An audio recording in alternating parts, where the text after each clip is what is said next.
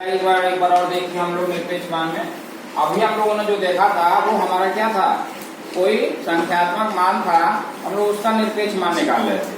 अब यहाँ पे हमको जो दे रखा है ये चर पद दे रखा है। क्या दे रखा है? क्या कह रहा है इस प्रकार, x कोई पूर्णांक हो तो x के निरपेक्ष मान को x मॉडुलस से निरूपित करते हैं। इसको मॉड भी बोलते हैं। क्या बोलते हैं? या निरपेक्ष मान कह सकते हैं। जैसे आप ये दो डंडे लगा देंगे इस तरीके से तो क्या हो जाएगा, निरपेक्ष मान बताएगा। ठीक है ना।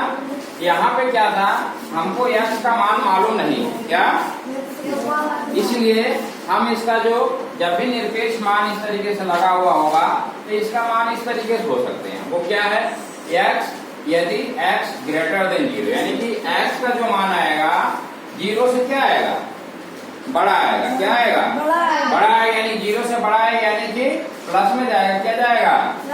प्लस में ही तो जाएगा। 0 से बड़ा है तो क्या आ जाएगा, वो प्लस में जाएगा, यानी कि धनात्मक संख्या होगी। यानी कि जब भी हमको निरपेक्ष मान इस तरीके से निकालना होगा तो हम आपको उसकी तीनों केस चेक करेंगे कि x का जो मान आएगा वो क्या है, 0 से बड़ा है तो हमारा ये वाला केस सही होगा, यानी कि x यदि x इज ग्रेटर देन 0। दूसरा केस क्या है इसमें कि 0 हो सकता है, x का मान क्या हो सकता है, 0, तब x का मान क्या होगा, x का मान इक्वल टू 0। तीसरा केस इसमें क्या है कि x का मान अगर निरपेक्ष मान हो, इस तरीके से लगा हुआ है तो इसका जो मान निकालेंगे हो सकता है इसका मान क्या हो, निगेटिव हो, यानी कि ऋणात्मक हो। तो क्या होगा, माइनस x। क्या होगा? इस केस में क्या होगा, x का जो मान आएगा वो x इज लेस देन 0, यानी कि जो भी मान आएगा वो 0 से छोटा आएगा। क्या आएगा?